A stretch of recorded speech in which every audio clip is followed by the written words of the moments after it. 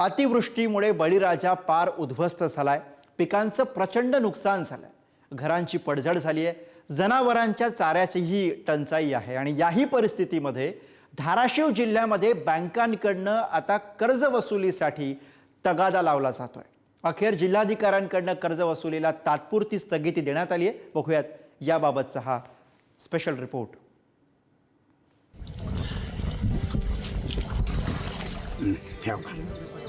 प्रत्येक शेंग फोडून बघितली प्रत्येक शेंगाला कुठंच काय नाही का पाण्यानं वाहून गेलेलं आहे। काही राहिलेलं शिल्लक नाही बघा। सरकारला सांगायची विनंती आहे। शेतकरी एकतर मराठा अवस्थेमध्ये आहे आणि ह्याच्यात बँकेच्या अशा नोटीस आहेत। आपल्या कॅबिनेटमधल्या ज्या मंत्र्यांनी सहकारी बँकेचे घोटाळे केलेले आहेत आधी त्यांना नोटिसा पाठवा। धाराशिव मध्ये तर सर्वात जास्त नुकसान आहे आणि तिथे जर शेतकऱ्याला नोटीस देत असतील तर या बँकवाल्यांना बदलून काढा आणि सरकारचा माणूस येतो तर त्याला ठोकून काढा। बँकांना योग्य ती समज सरकारने द्यावी, नाहीतर मनसेला आपल्या पद्धतीत द्यायला लागेल। मग म्हणून नका मनसेने कायदा हातात घेतला। अतिवृष्टीमुळे शेतातील पीक पूर्णतः नष्ट झाल्याने बळीराजा संकटात सापडलाय। मात्र असं असतानाही धाराशिव जिल्ह्यात बँकांकडून कर्ज वसुलीसाठी तगादा लावला जातोय। संचितपुरातल्या 27 शेतकऱ्यांना कर्ज वसुलीसाठी नोटिसा धाडल्यानं संताप व्यक्त होतोय। काय राहिलंच नाही काय शेतात तर काय शेतातला आता आणि कशाने कर्ज हे भरायचं। निवडणुकीच्या आधी डेली आम्ही सगळं उग माफच करू, सातबाराच कोरा करू। आता कुठे जाऊन बसलेत आता काय माहिती। भारतीय स्टेट बँकेनं आम्हाला प्रेमपत्र पाठवलेलं आहे की कर्ज भरा म्हणून। आता सोयाबीनचं तर पीक 100% गेलेलं आहे। शेतकरी एकतर मराठा अवस्थेमध्ये आहे आणि ह्याच्यात बँकेच्या अशा नोटीस आहेत। परिस्थिती काय राहिलीच नाही की उत्पन्नच नाही तर भरतील कशाहून। काय भरण्याचं साधन काय पूर्ण वाहून गेलं आणि काय भरे भरायसारखी परिस्थिती नाही। ही नोटीस आलं त्या लोक चिंतेत आहे ते। शेतकऱ्यांना पाठवलेल्या नोटिसांमुळे टीका व्हायला लागल्यानं धाराशिवच्या जिल्हाधिकाऱ्यांनी कर्ज वसुलीला तात्पुरती स्थगिती दिली आहे। या नोटीस नव्या नसून पीक कर्ज नव्याने करणं तडजोडीच्या संदर्भातल्या जुन्या नोटीस असल्याचं जिल्हा प्रशासनानं स्पष्ट केलंय। दरम्यान शेतकऱ्यांना कर्ज वसुलीबाबत कुठल्याही नवीन नोटिसा देऊ नये अशा कडक सूचना सर्व बँकांना देण्यात आल्या।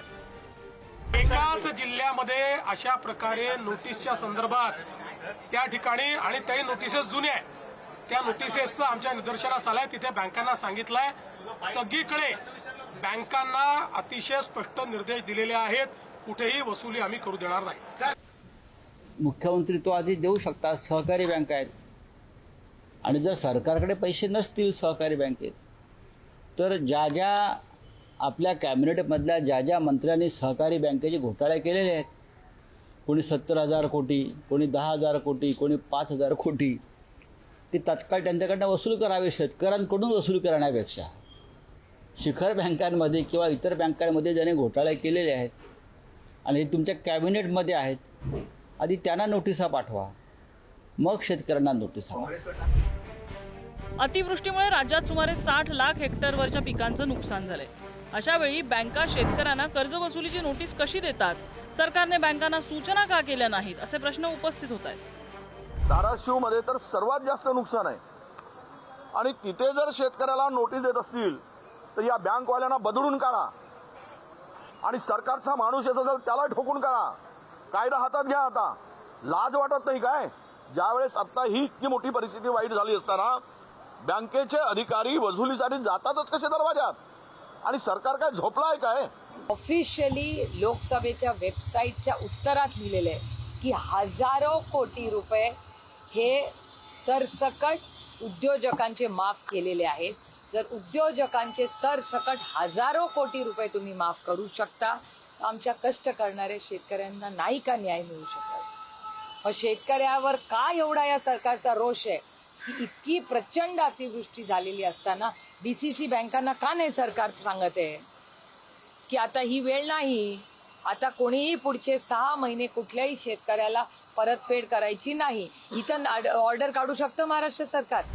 बँकांनी शेतकऱ्यांना पाठवलेल्या नोटिसा जुन्या असल्याचं प्रशासनाकडून सांगण्यात येते। मात्र अतिवृष्टीनंतर कर्ज वसुलीला तात्पुरती स्थगिती का दिली नाही? कर्ज भरण्यासाठी तगादा लावू नका असे आदेश बँकांना यापूर्वी का दिले नाहीत हा प्रश्न आहे। सर्व बँकांना जिल्हाधिकाऱ्यांच्या माध्यमातून असं सूचित करण्यात आलेलं आहे की पूर परिस्थिती पूर्ण जिल्ह्यामध्ये असल्या कारणानं कुणालाही नोटिसेस पाठवू नये. जोपर्यंत शासनाचा अंतिम निर्णय ह्या पीक कर्जाच्या बाबतीतला होत नाही तोपर्यंत कुठल्याही शेतकऱ्यांना घाबरून सोडू नये. खरं तर बँकांनी अशा प्रकारच्या नोटिसेस या महिन्यामध्ये पाठवणंच गरज आहे, कारण शासनाचा निर्णय अंतिम अद्याप झालेला नसताना शेतकऱ्यांना घाबरून सोडण्याचं काम ह्या बँका करतायत. आणि प्रामुख्याने मृतांच्या टाळूवरचं लोणी खाण्यासारखा हा जर प्रकार बँका करत असेल तर त्यांच्यावर सुद्धा कारवाई करण्याचे निर्देश मी जिल्हाधिकारी कीर्तिकरण पुजारी यांना दिलेले आहेत. नाही काय तर बँकांना योग्य ती समज सरकारने द्यावी, नाहीतर मनसेला आपल्या पद्धतीत द्यायला लागेल. मग म्हणू नका मनसेनी कायदा हातात घेतला म्हणून. मला वाटतं बँकांचेही कर्मचारी आपला शेतकरी जे पिकवतो त्याच्यावरतीच जगतात ना, का त्यांना वेगळीकडनं अन्नधान्य येतं. त्यामुळे थोडी त्यांना शरम जर असेल तर त्यांनी तातडीने हे जे काही कर्जवसुलीचे तगादे आहेत हे तातडीने थांबवले पाहिजेत. कळलं का?